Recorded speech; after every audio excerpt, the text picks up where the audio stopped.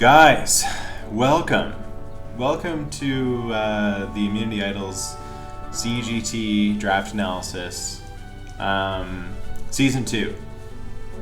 So, this is the league I sort of made a name for myself in. It was supposed to be like a send-off of Generation 8 because BDSP was around the corner, and obviously that didn't happen. We're still playing Sword and Shield to this day, but Generation 9 is coming soon. So this is for realsies, a send-off to Gen 8, and Addison has assembled a dream team of coaches, and I'm back to defend my title. So here we go. We're gonna kick off my draft analysis. You get a little bit of spoilers there with my logo, but let's just kick it off here, fellas. Okay, we got Weavile. This is my first pick. I had the 16th pick, 16 out of 16, so I was last, duh, and I had the next pick right after, so they call that the wheel, which is a pretty fortunate place to be, except that you can't get the mons you want in round 1, but it does make it easier to team build later in the draft because it's harder to get sniped, and I think that worked out for me in this draft overall. But anyway, my first two picks were turned off my mic there for a sec. First two picks were Weavile and Rillaboom. I think they synergize pretty well. They're both physical attackers, but Weavile can hit the flying and grass types that Rillaboom does not like, and Rillaboom can hit the water types that Weavile doesn't like. And sorry, it's just a bit bright. Filming this at right at dusk, so that was a mistake. But this is a little better. Yeah, I like these two mons. I've never used them in draft. They both have great priority. They are both very strong and have boosting potential. Rillaboom has some pivoting options. Sets terrain, which is really nice. Weavile removes items. It's a good pair. Defensively, horrible though. So my next two picks, I wanted to patch up the defense a little bit, or at least lean a bit more defensively. So I went with Latias, which was I think a little cheap. I thought it was a bargain. So been wanting to use Latias as well. And it's like Latios, It just doesn't hit as hard, but it takes a hit better. Which is better in a few circumstances. Much like Latias, we have Nidoqueen. We have the defensive womanly counterpart to Latios and Nidoking.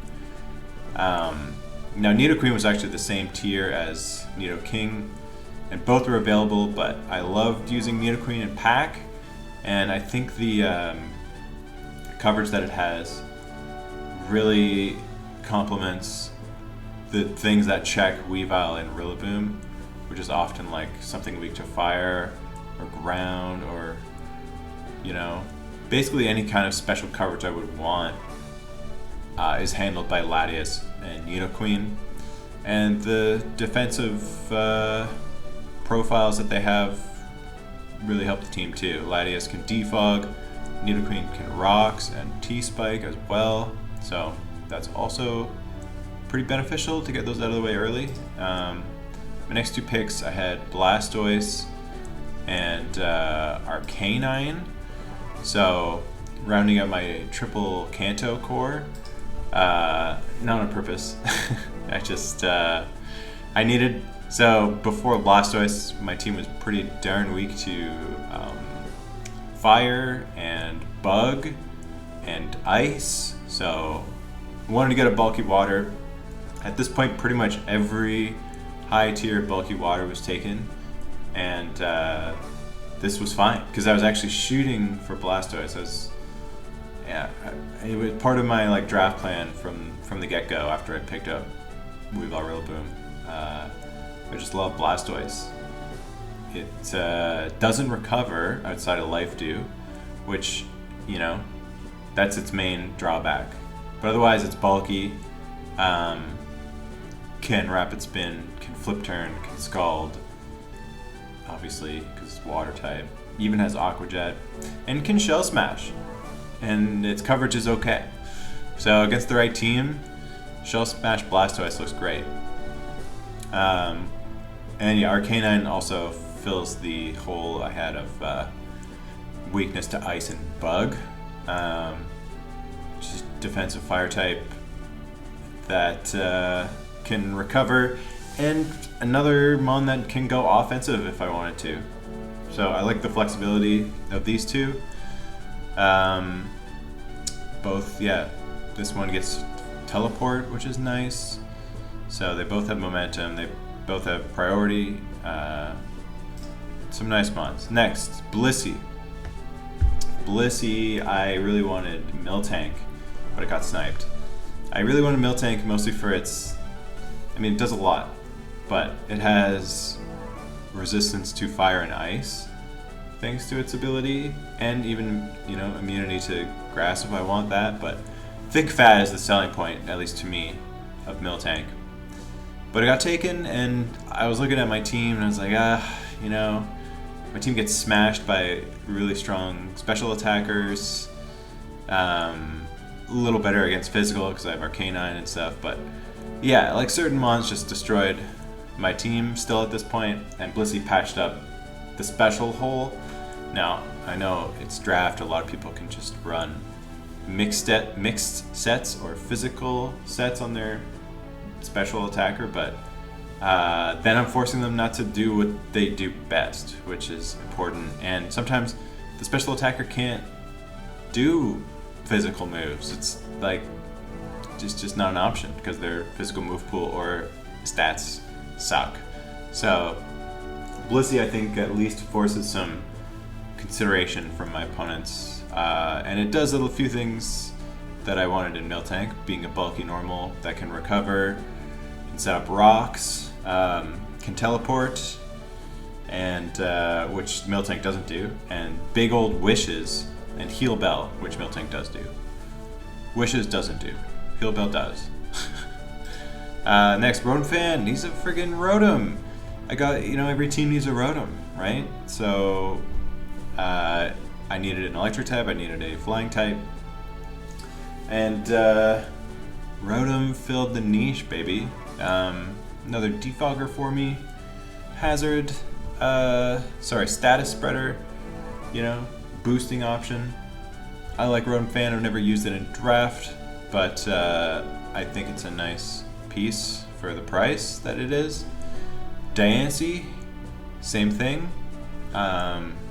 Never used it, excited to use it. Good price for what it does, I think. It's a fairy type. It's a rock type. Mostly got it because it's a fairy type. But rock gives it some nice resistances, you know, and, you know, flying. And something else probably. Normal, maybe. But Diancie is a lot of fun. Moonblast is a phenomenal stab move to have. You know, Diamond Storm on the other end of the spectrum. 50% chance to boost your defense, and then you have Body Press. You know, looking forward to that. Can set rocks, can set Trick Room, can Rock Polish, Heal Bell. It's got some nice things going for it. Fire Resist, that was the other thing I wanted in I mean, that's the other thing I wanted. That's the other thing that I like about a rock type. Fire Resist. Wow. Next, Doublade. It's just two swords. It's just a pair of swords. You got two swords. It's two swords. Two brothers. Next, we got Hitmonlee. Last pick of the draft for me. You could do 11 or 12. This is my 11th Mon. Decided to do 11. Hitmonlee gives me some stab fighting, some very fast speed with Unburden in the grassy terrain, which is nice. Maybe AV Rapid Spin, because its Spadef is quite good. Maybe Reckless High Jump Kick, because that's like the strongest fucking move in the game. So I like the flexibility of Hitmonlee. I guess pun not intended. maybe it was intended. Yeah, so that's me roster. Here we are, group shot. Yeah, I like this team a lot. I didn't get sniped for after. Wow. Yeah, the only snipes I had were I wanted Miltank, and I had to take Blissey. Other than the very first picks, because I wanted like Aegislash, Hydreigon, and they both got taken. So I had to just make up a new plan. But anyway, really happy with the team because it's basically the team I wanted. You know, down to a mon. And I'm excited for the season. I think these guys got a lot of potential. They're fun to use. I got the quadruple Kanto core.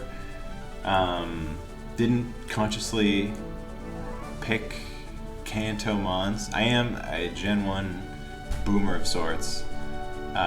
So maybe subconsciously I was leaning towards Kanto mons. But I just thought they fit the team, you know? Give me a break. Anyway, that's the team. I have a pretty cool schedule, which I won't release yet. I won't make public yet, in case Addison has some grand reveal or something. But I'll say my first game is against Pat Mac, and I will release the rest of the schedule if you tune in for that game. So tune in for that game, because I got some fun battles ahead of me, and thanks for watching.